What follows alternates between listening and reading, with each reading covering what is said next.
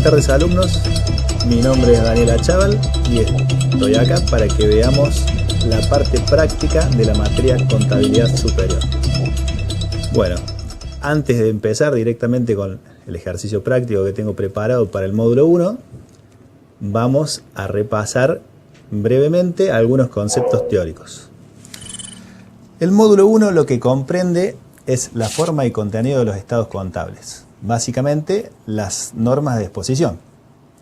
Bueno, los invito a que veamos el esquema conceptual que he preparado para nuestro repaso. En el cuadro superior, a la izquierda, que dice Administración y Sistema de Información Contable, lo que quiero plantear es que cualquier compañía cuenta con algún sistema de información, por más rudimentario que sea, algún tipo de información genera. Esa información puede tener distintos tipos de usuarios. Los he clasificado en usuarios internos, que serían accionistas, directorios, gerencias, empleados, o alguna entidad controlante, o sea que tenga participación societaria sobre nuestra compañía. Y por otro lado, los usuarios externos, que podrían ser acreedores, actuales o potenciales, el fisco, que toma el balance como base para determinar cuánto tenemos que pagar en concepto de impuestos, inversores, clientes de un proveedor de un insumo crítico de la compañía, clientes que trabajen con alguna modalidad de pago anticipado, que estén interesados en conocer nuestra situación patrimonial, nuestra solvencia, o tal vez algún empleado para analizar la situación de su empleador, para decidir entre irse a trabajar a otro lado o tomar algún puesto de trabajo. Bueno, ¿qué diferencia tiene este tipo de información una respecto de la otra? El usuario interno, al ser interno a la compañía, pide que se prepare su información en base a sus necesidades propias. Es decir, diseña qué información va a necesitar. Incluso también diseña qué mecanismos de control va a haber para que pueda confiar en esa información o no. Ahora bien, un usuario externo no tiene esa posibilidad. ¿Cuál es la solución que ha encontrado nuestra profesión para estos usuarios externos? Definir un conjunto de normas, que nosotros las conocemos como las resoluciones técnicas. Dentro de ese paquete de resoluciones técnicas que tiene nuestra profesión, hay algunas que están destinadas a la preparación de estados contables. Incluso también hay otro juego de normas que están destinados a mejorar su confiabilidad, que están relacionadas con la auditoría externa. Bueno, ¿cuáles son estas normas? Ya dejamos nuestro cuadro y pasamos a ver lo que llamamos conceptos claves. Las normas que vamos a seguir para la preparación de los estados contables son la resolución técnica número 8 y la resolución técnica número 9. La resolución técnica número 8 lo que nos habla es de normas de exposición para todo tipo de entes. Y cuando vamos a su contenido nos encontramos que ahí va a definir cuáles son los estados básicos y qué compone el balance además de los estados básicos. Sería la información complementaria. Por otro lado tenemos la resolución técnica número 9, que en este caso es aplicable para empresas comerciales, industriales y de servicios, excepto bancos y compañías de seguro, porque están reguladas por sus propios organismos de contralor que dictan normas aplicables para este tipo de compañías. Bueno, ¿qué nos encontramos en esta resolución técnica número 9? Ya tenemos en detalle una descripción de cada rubro de los estados contables básicos. Vamos a tener, por ejemplo, la descripción de qué es conceptualmente lo que tenemos que enmarcar como caja de bancos. Y así para el resto de los estados básicos. Por otro lado, al final de esta resolución técnica vamos a tener un anexo donde va a haber un ejemplo de cada uno de estos estados básicos. Bueno, hasta acá yo les mencioné estados básicos y información complementaria. En realidad, ¿cuáles serían los componentes del balance de publicación si vamos a detalle? El balance de publicación inicia con una carátula, donde tiene cierta información como el nombre de la compañía, la fecha a la cual se refieren los estados contables, cuál es la entidad controlante, la dirección de esta compañía, etc. todo el contenido de la carátula está requerido por estas normas que les mencioné recién. Después sigue la memoria, que es un informe que presenta el directorio al lector de los estados contables. Después ya sí vienen los estados básicos, el estado de situación patrimonial, el estado de resultados, estado de evolución del patrimonio neto y estado de flujo de efectivo. A continuación se desagrega la información que está condensada en estos estados básicos en notas numéricas, donde yo abro números que ya vi cerrados en los estados contables básicos, y algunos rubros los abro en anexos. También tengo notas de texto, donde describo determinadas situaciones como hechos relevantes, acaecidos en el ejercicio, describo contratos de leasing, describo hechos ocurridos entre el cierre de los estados contables y la fecha de emisión de los estados contables, describo cuáles son los criterios de evaluación y exposición que usé en el armado de estos estados contables. Y todo este contenido de lo que tengo que poner y qué es lo que no tengo que poner surge de las normas que les mencioné recién. Bueno, finalizando el balance sigue el informe del auditor, que es un profesional independiente que opina si el balance está de acuerdo o no a la realidad económica de la compañía. No nos vamos a detener en el informe del auditor porque es un tema de otra materia. Bueno, eso en cuanto al contenido de los estados contables. Ahora bien, ¿cómo armamos nosotros un balance de publicación? Nosotros, el sistema contable se nutre de asientos. Las transacciones van volcándose al sistema contable por medio de asientos. Cuando llegue el momento que quiero armar un balance de una determinada fecha, yo tengo que listar lo que se llama un balance de sumas y saldos a través del sistema contable. En ese balance de suma y saldo lo que voy a tener es todas las cuentas que yo utilicé con el saldo que surge de mayorizar todos los asientos contabilizados. ¿Qué voy a hacer entonces? Voy a clasificar las cuentas que están en ese balance de sumas y saldos de acuerdo a lo que me dice la RT 9. ¿Se acuerdan que les comenté que en esa RT están descrito conceptualmente qué es lo que va en cada rubro? Bueno, en base a esos criterios yo lo que voy a hacer es clasificar las cuentas.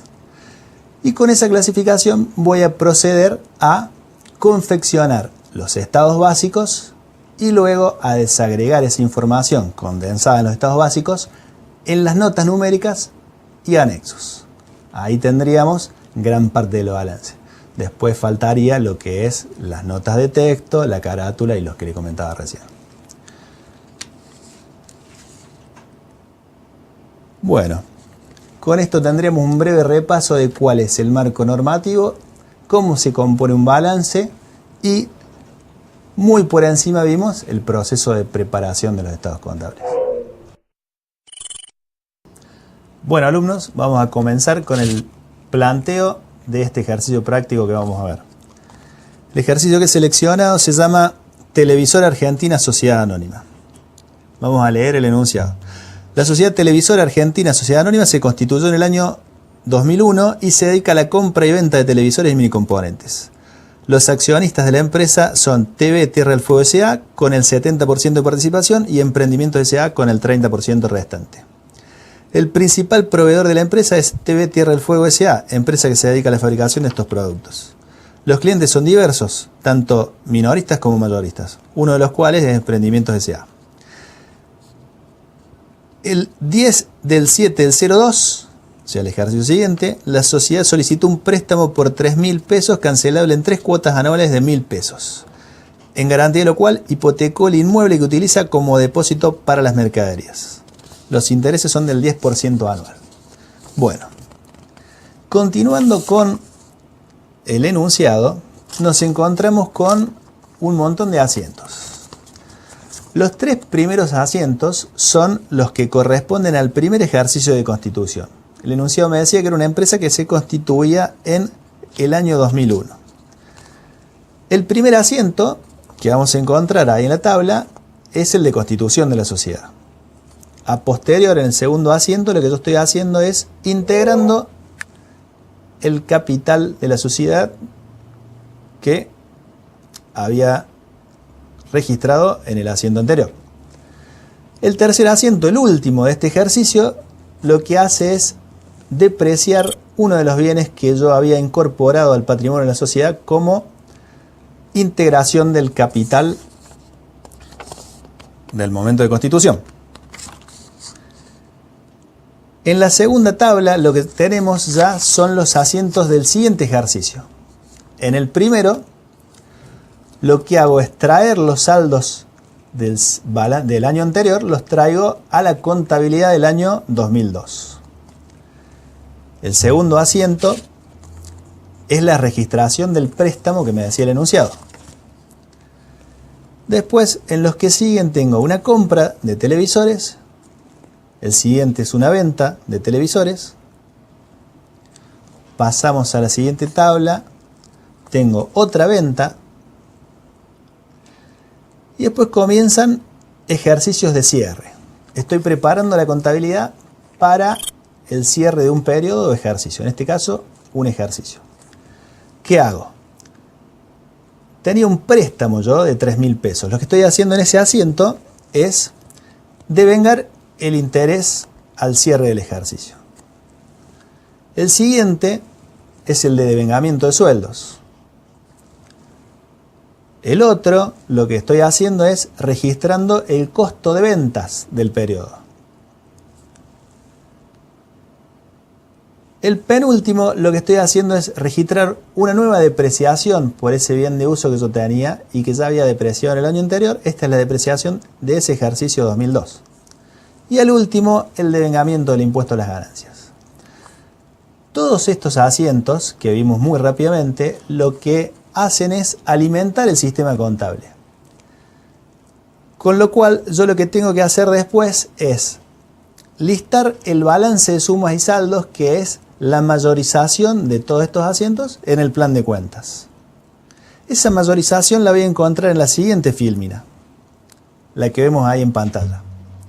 A eso tengo todas las cuentas que usé y los saldos a los distintos cierres, al 31 del 12 del 2001 y al 31 del 12 del 2002. Ese sumas y saldos, como yo les decía al momento de ver conceptualmente lo que es armado de balances, voy a tener que clasificarlos en función de lo que me dice la resolución técnica 8 y 9. Más específicamente para este caso es la RT 9. Lo que hice ahí fue clasificar la primera cuenta, la cuenta caja. El resto lo van a tener que después completar ustedes. En la primera cuenta lo que puse es caja, integra el rubro activo corriente y lo que denominé subrubro caja y bancos. Después lo que tenemos que hacer es seguir clasificando las cuentas para poder después armar los estados básicos. Luego vamos a volver sobre esta fílmina, pero vamos a ver qué es lo que tenemos que armar.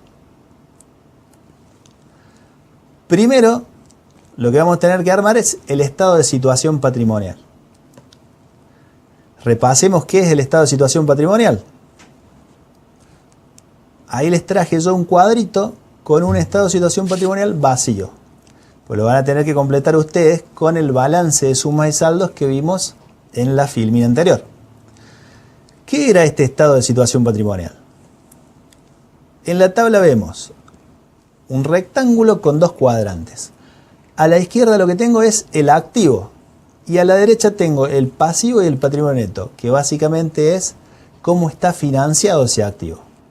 El estado de situación patrimonial es un cuadro que nos va a mostrar la foto al cierre, la foto del activo, el pasivo y patrimonio al cierre. Como es un balance anual, lo vamos a tener que poner comparativo con el cierre del ejercicio anterior. Vamos a verlo en la tablita que yo les traje acá.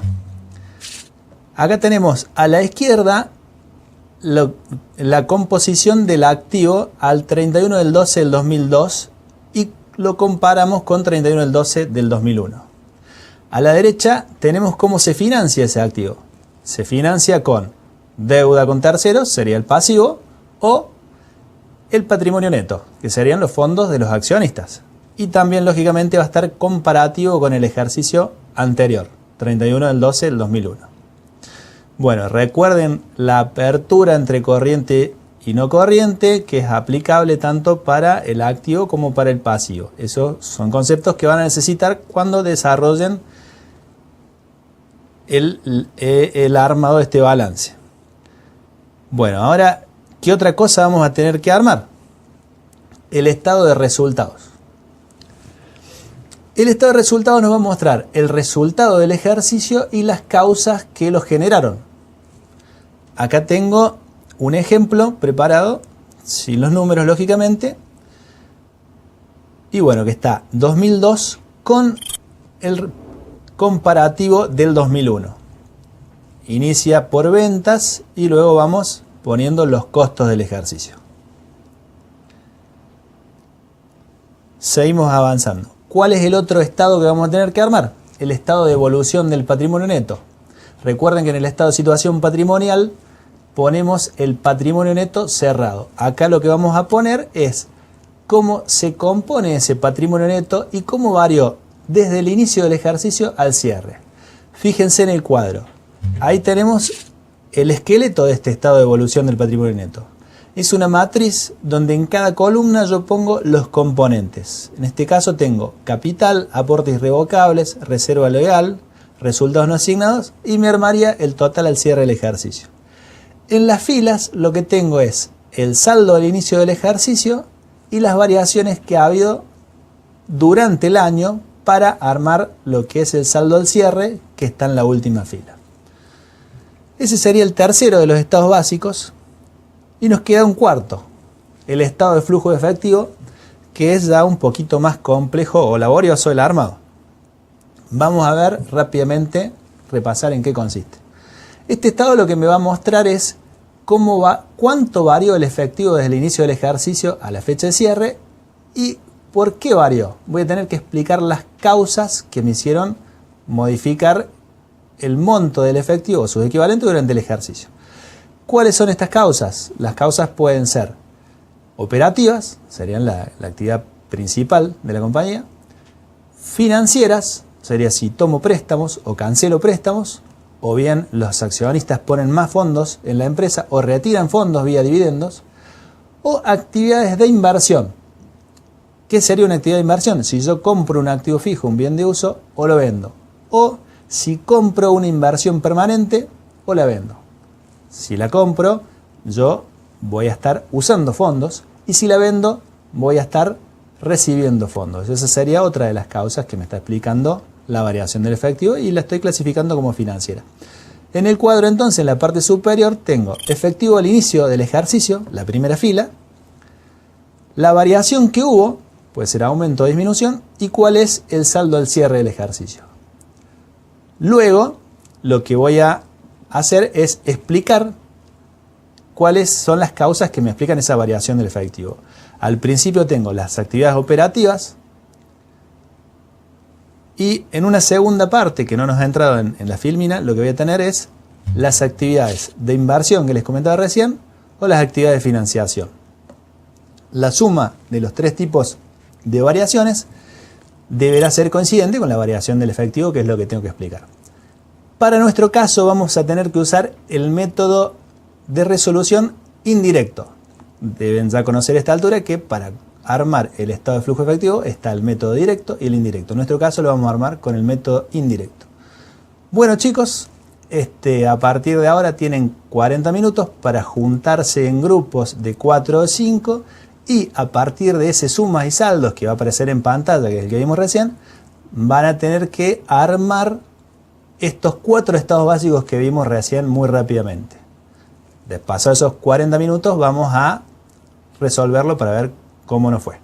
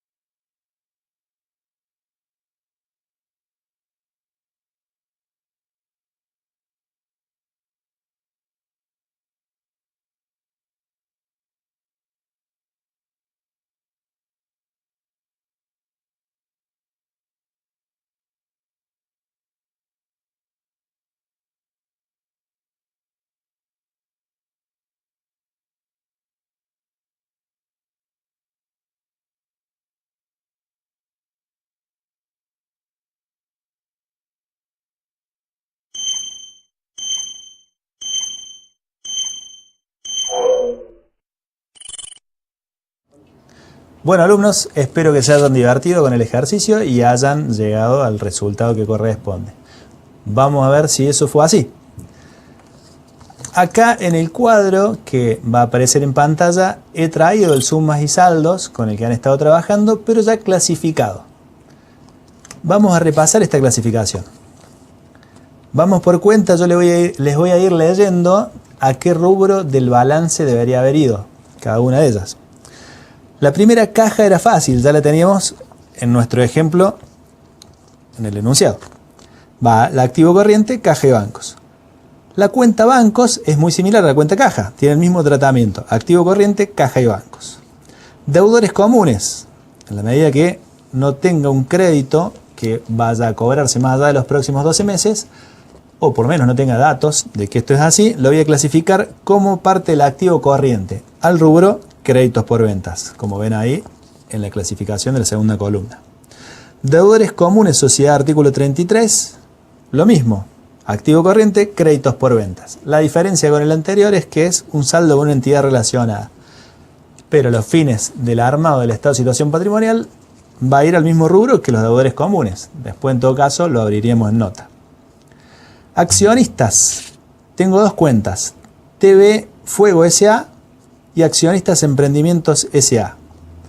No tengo ningún elemento que me explique que son créditos no corrientes, con lo cual lo que hacemos en esos casos es tomarlo como parte del activo corriente. ¿Qué rubro?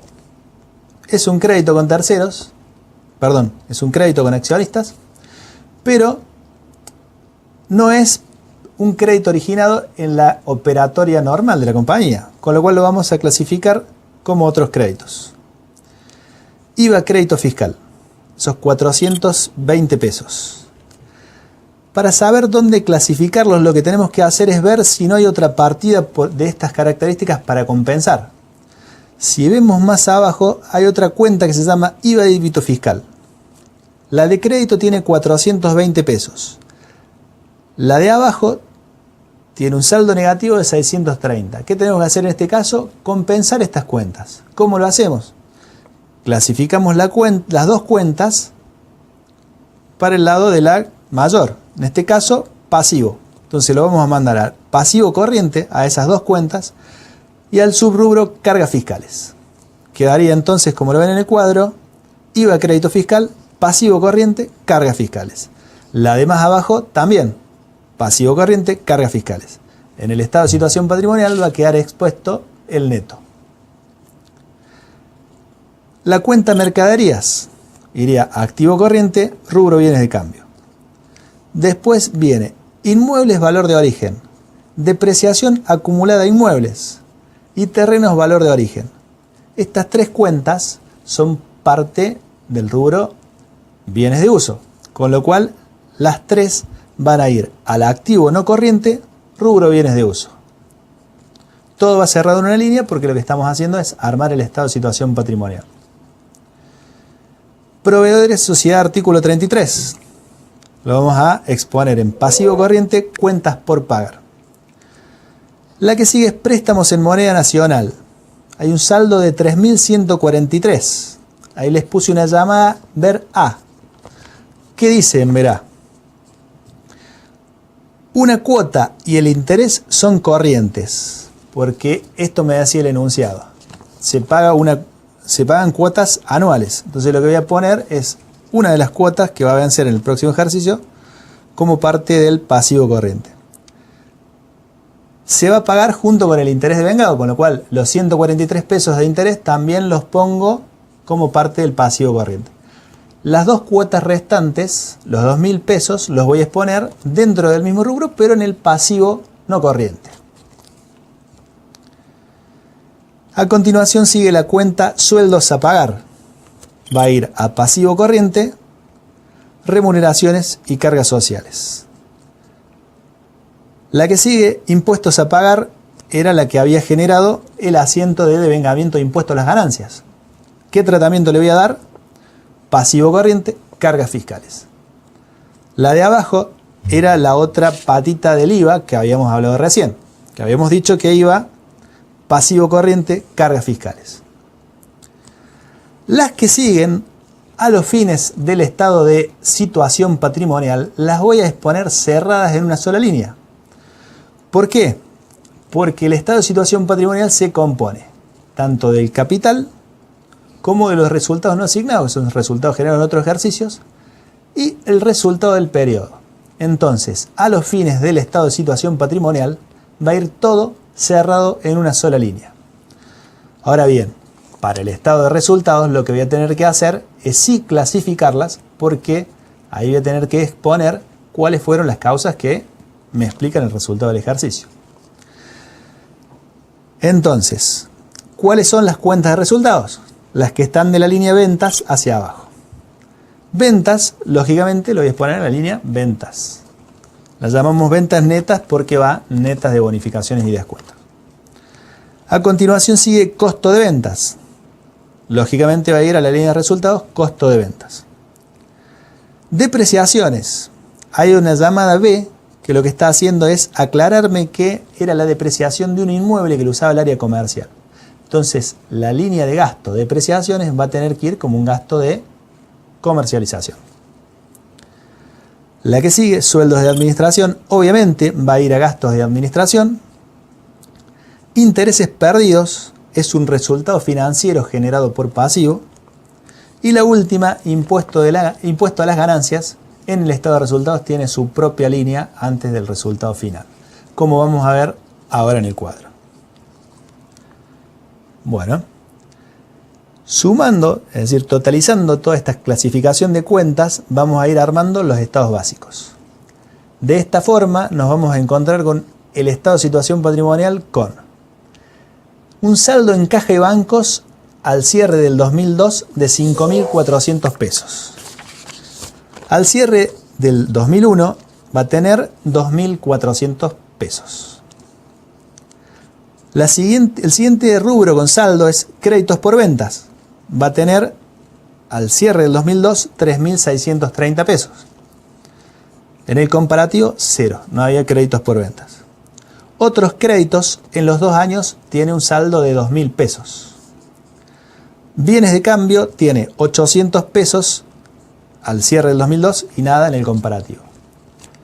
Con el total de esos números que transcribimos hasta ahí, armamos el activo corriente. 11.830 pesos para el cierre 2002, 4.400 para el 2001. En el no corriente tenemos solamente los bienes de usos. 4.680 pesos para el cierre 2002, 5.140 cierre el 2001.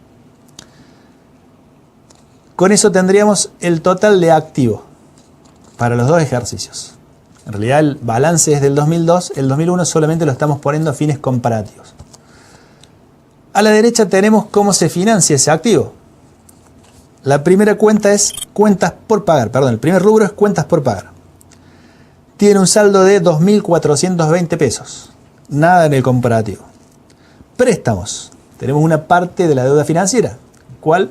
La que voy a tener que pagar dentro de los próximos 12 meses. Era una cuota más el interés. Eso me totaliza 1.143 pesos. Siguiente rubro del pasivo, remuneraciones y cargas sociales, 350 pesos. Nada en el comparativo. Cargas fiscales, 610 pesos y nada en el comparativo. Hasta ahí tengo integrado el pasivo corriente, que es de 4.523 pesos para el ejercicio 2002 y nada para el comparativo. En el no corriente solamente tengo la parte del préstamo que voy a tener que pagar más allá de los 12 meses de cierre. Las dos cuotas de 1.000 pesos cada una, 2.000 es el total. Tiro los totales y lo único que me falta es el patrimonio neto, que como les había dicho, en el estado de situación patrimonial va cerrado en una sola línea. Para el cierre 2002 es 9.987 pesos y el cierre del 2001 es 9.540 pesos. Si sumo total del pasivo más total de activo, tengo que llegar al mismo monto que tengo en el activo. 16.510 pesos al cierre del 2002 y 9.540 pesos al cierre del 2001. De esa forma compruebo que el estado de situación patrimonial balancea también, ¿no? Bueno, ¿qué otra cosa teníamos que armar? El estado de resultados. Sumando las cuentas de este resultado tenemos ventas, 3.000 pesos al cierre del 2002 y nada del comparativo. Costo de ventas, 1.200 pesos. Con eso integramos una ganancia bruta de 1.800 pesos. Después continúan los gastos operativos. Gastos de comercialización, 610 pesos, 460 en el comparativo. Gastos de administración, 200 pesos, 0 en el comparativo. Lo acumulado hasta ahí me integra el resultado operativo. 990 pesos para el año 2002, pérdida 460 pesos para el 2001. Seguimos bajando y aparecen los resultados financieros. Ahí tenemos el interés por el préstamo que habíamos contratado. Es una pérdida de 143 pesos. Nos queda solamente sumar el resultado por el impuesto a las ganancias, que era una pérdida de 400 pesos. Con eso integramos el resultado, que es ganancia para el ejercicio 2002 de 447 pesos y para el ejercicio 2001 pérdida 460 pesos. Eso sería entonces el estado de resultado. A continuación tenemos el estado de evolución del patrimonio neto. Yo ya conocía que el patrimonio neto al cierre del 2002 era de 9.987 pesos. Ahí lo vemos, pero además en este cuadro vamos a tener cómo se compone y cómo evolucionó en relación al cierre del ejercicio anterior. Entonces, en el cuadro tenemos saldos al inicio del ejercicio. Eran los 10.000 pesos de capital. ¿Qué otra cosa más teníamos al inicio del año 2002? La pérdida acumulada en el ejercicio anterior. 460 pesos. Eso me conformaba los 9.540 pesos de patrimonio neto que tenía al cierre del 2001. ¿Qué pasó durante el año 2002 en este patrimonio neto? Solamente varió por el resultado del ejercicio. Entonces, a los saldos al inicio del ejercicio los corregimos, le sumamos este resultado de 447 pesos. De esa forma, llego del patrimonio neto al cierre del ejercicio anterior de 9.540 pesos a los 9.987 pesos que tengo al cierre del año 02. Bueno, hasta ahí tenemos los tres estados básicos más simples. Para el armado del cuarto estado básico, el estado de flujo de efectivos, como necesito algunos cálculos adicionales, vamos a trabajar con un Excel. Bien. Para el armado del estado de flujo de efectivos por el método indirecto, tenemos que armar antes un papel de trabajo. ¿En qué consiste ese papel de trabajo? Voy a hacer un comparativo de los saldos patrimoniales al cierre del año 02 y respecto al cierre del año 01, y voy a explicar la variación del efectivo utilizando las variaciones patrimoniales. ¿Cómo es esto? A partir del resultado del ejercicio, lo voy a ir corrigiendo por las variaciones patrimoniales. De esa forma voy a explicar la variación del efectivo por el tipo de actividad que generó esa variación. Bueno, en el Excel que preparé tenemos ahí marcado con zona un poquito más gris el comparativo de saldos patrimoniales. Y a la derecha he preparado lo que sería el borrador del estado de flujo de efectivos. Entonces, la variación del saldo de caja y bancos, que pasa del cierre 01 de 2.400 pesos a 5.400 pesos, es una variación de 3.000 pesos. Está en la parte superior del estado de flujo de efectivo. Entonces, esos 3.000 pesos son los que yo tengo que explicar por qué se generó esa variación. Bueno, yo les decía entonces que iba a usar las variaciones patrimoniales para corregir el resultado del ejercicio y de esa manera llegar a cada uno de los flujos de fondos generados por las actividades operativas, actividades de inversión o actividades de financiación. Bueno, entonces, los 3.000 pesos los explico en el resto del cuadro. Parto del resultado del ejercicio. ¿Dónde encuentro el resultado del ejercicio? En la variación del patrimonio neto. Son los 447 pesos. Lo tengo que corregir entonces. Para corregirlo voy a usar todas las variaciones patrimoniales. ¿Cuál es la primera variación? En mi comparativo, la primera variación es la de créditos por ventas. Yo tenía 0 al cierre del 01 y al cierre del 02 tengo 3.630 pesos. Créditos por venta me subió. ¿Qué significa eso? Son ventas del ejercicio, pero que yo no las cobré. Por eso me subió créditos por venta. Si yo no las cobré, están en el resultado, pero no me movieron efectivo. ¿Qué hago entonces? Voy a corregir el resultado por las ventas que están ahí adentro, pero no me movieron efectivo. Entonces, esos 3.630 pesos los elimino. Fíjense que ahí lo remarqué. Sigo bajando las variaciones patrimoniales. Me encuentro con otros créditos que no varió, con lo cual no lo tomo en mi análisis. Bienes de cambio. Tenía 0 y al cierre tengo 800 pesos. Eso es un activo que me sube. Me explicaría una baja en caja. En el estado de flujo efectivo lo pongo con menos, entonces, menos 800 pesos. Sigo corrigiendo el resultado. Vuelvo a mi comparativo. El rubro que sigue es bienes de uso.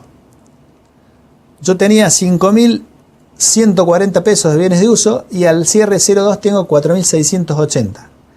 ¿Qué pasó ahí adentro? Bajó 460 pesos. ¿Eso qué fue? La depreciación. Entonces es algo que yo tengo dentro del resultado, pero que no me movió efectivo. Lo corrijo entonces dentro del resultado, sumándolo. Una pérdida, se la devuelvo el resultado. Sigo bajando en el estado de flujo efectivo. En el comparativo. Cuentas por pagar. Tenía 0 al cierre del ejercicio anterior, ahora tengo 2.420 pesos. Sube un pasivo. ¿Qué es esto? Es algo que yo tengo en el resultado, pero que todavía no lo pagué. Me está subiendo el pasivo. Entonces lo corrijo devolviéndoselo al resultado. Lo pongo con signo más. Préstamos.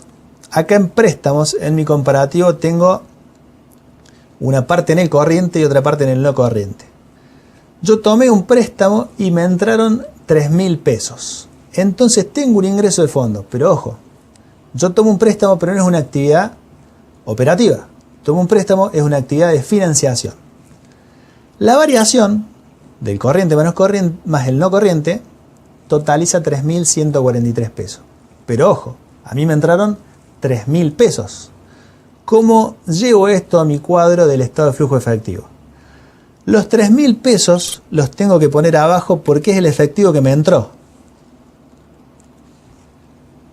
Es un aumento de efectivo, lo pongo con más. Y el resto de la variación, recuerden que yo tengo que usar todas las variaciones, si no esto no me va a balancear, no voy a llegar a explicar los 3.000 pesos de variación de caja.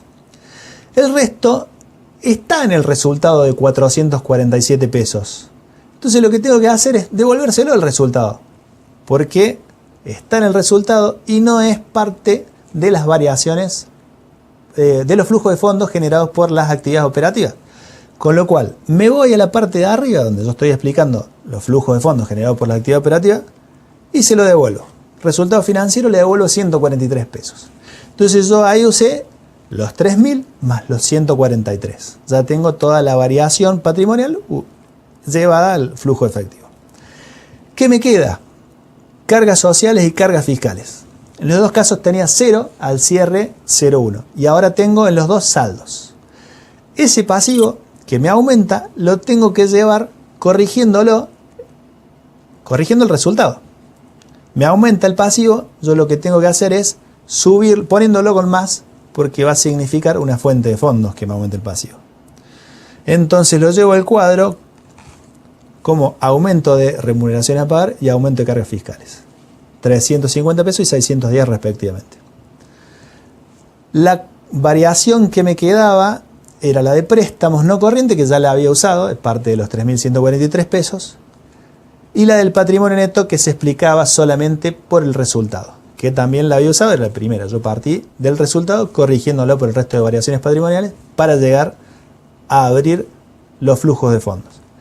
De esta forma, vemos que los 3.000 pesos de variación del efectivo se explican de actividades operativas, 0. Mi actividad operativa ni me llevó fondos ni me trajo, salí hecho con mi actividad operativa. ¿Por qué entonces caja y bancos me subió en 3.000 pesos? se explica por un préstamo que yo tomé. Entonces tengo actividad operativa, 0. Actividad de inversión, ni compré ni vendí bienes de uso, ni compré ni vendí inversiones permanentes, es 0 también. Por último me queda abajo la actividad de financiación, es el préstamo que tomé de 3.000 pesos. La suma de los tres tipos de variaciones me explicaría entonces la variación de caja de 3.000 pesos. Bueno, eso sería todo nuestra tarea que teníamos para el día de hoy. Ahora vamos con algunas preguntas para repasar algunos conceptos que hemos estado viendo recién. Estas preguntas las van a encontrar en el SAM. Son 3 de 20 que hay ahí. La primera. En el estado de situación patrimonial al 31 del 12 del 02 se presenta en forma comparativa con el mismo estado al 31 del 12 del 01. Y el resto de los estados no presentan información comparativa.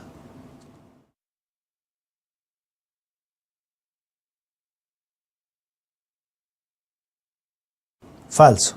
Falso porque ya lo estuvimos viendo recién. ¿De dónde surge esto? Surge de la RT8. La resolución técnica número 8 me pide el balance tiene que salir en 2 columnas y los saldos deben estar comparativos con los cierres del ejercicio anterior. Ahora bien, en el caso que el balance sea por un periodo trimestral, voy a tener que distinguir entre lo que es estado de situación patrimonial, que va a ir comparativo de la misma manera con los saldos al cierre del ejercicio anterior, respecto al resto de los estados, que van a ir comparativos con el cierre del mismo periodo del año anterior. Por ejemplo, si yo tengo una empresa que cierra balance anual al 31 del 12 y estoy sacando el balance trimestral a marzo, voy a tener en el estado de situación patrimonial el comparativo con 31 de diciembre del año anterior. Pero en el estado de resultados, estado de evolución de patrimonio neto y estado de flujo efectivo, lo voy a comparar con marzo del año anterior. Y por último me pide que en el caso que sea una empresa con negocios estacionales, al estado de situación patrimonial además le agregue el saldo al cierre del ejercicio anterior en una tercera columna. Entonces tendría en ese caso el balance, en el caso del ejemplo, tendría el balance que estoy emitiendo a marzo comparativo con el cierre del 31 del 12, o sea el inicio del ejercicio, y además el 31 del 3 del año anterior. Bien, vamos con la siguiente pregunta. En nuestro ejercicio práctico, ¿qué anexos deben presentarse? La primera me dice, bienes de uso, créditos por venta y otros créditos. Es incorrecta. Bienes de uso podría ser, o debería ser, pero créditos por venta y otros créditos no lleva anexos. Si yo decido abrirlos en la información complementaria, irían en una nota. Gastos y costos de venta. En realidad hay un anexo de gastos y un anexo de costo de ventas, pero también deberíamos haber armado otro anexo más. Entonces también es incorrecta. La que sigue, bienes de cambio, bienes de uso y costo de ventas. Esa es incorrecta porque bienes de cambio no lleva anexo. Si yo decidiera que hay que abrirla, información del rubro bienes de cambio, iría en nota. La que sigue, bienes de uso, costo de ventas y gastos. Esa sería la correcta. Yo debería abrir la información que está en el estado básico, estado de situación patrimonial, y en el estado básico, estado de resultados, con un anexo para bienes de uso, un anexo para el costo de ventas y un anexo para gastos. La que sigue me decía bienes de cambio, costo de venta y gastos. Es incorrecta porque ya dijimos que bienes de cambio no lleva anexo, que se abría en nota. Ahora bien, ¿por qué yo les decía que dependía de mí si habría o no una información en nota? Hay un punto de la RT8 que me habla de síntesis y flexibilidad. Y me dice, es posible adicionar o suprimir elementos de la información teniendo en cuenta su importancia. Entonces me habla de significatividad. O sea, yo puedo, en base a mi juicio profesional, determinar si es algo, alguna apertura o que es significativa o no, y en base a eso abrirla o no a la información complementaria.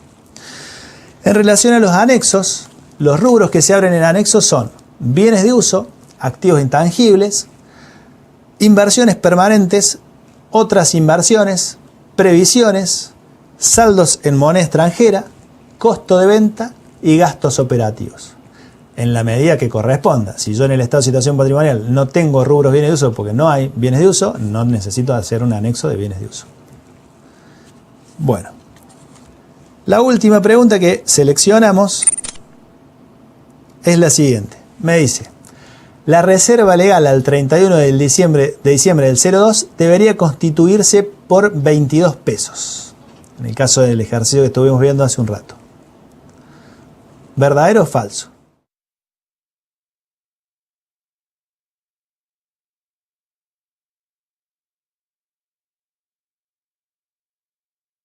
Falso. ¿Por qué falso? Si bien los accionistas cuando cierra el ejercicio tienen que juntarse a decidir sobre el destino que le van a dar al resultado, en nuestro caso veníamos acumulando una pérdida del año anterior de 400 y pico de pesos.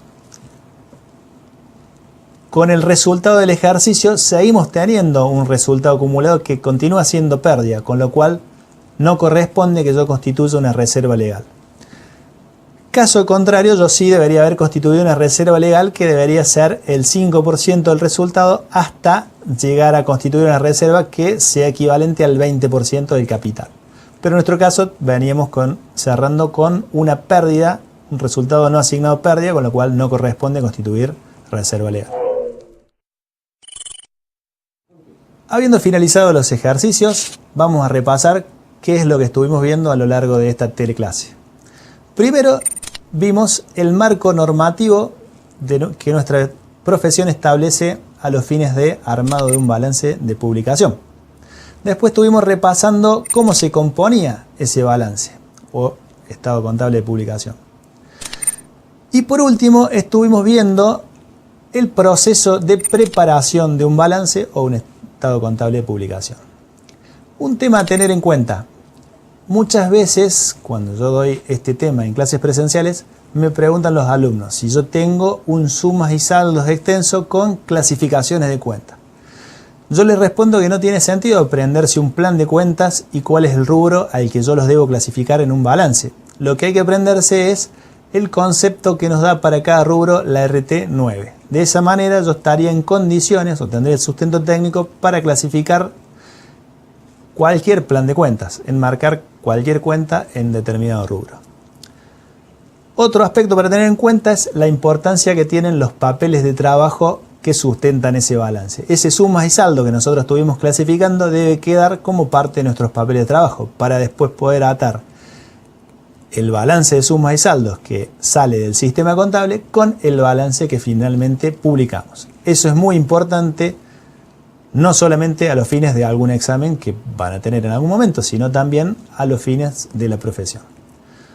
Bueno, alumnos, esto ha sido todo por hoy y nos vemos en la próxima teleclase.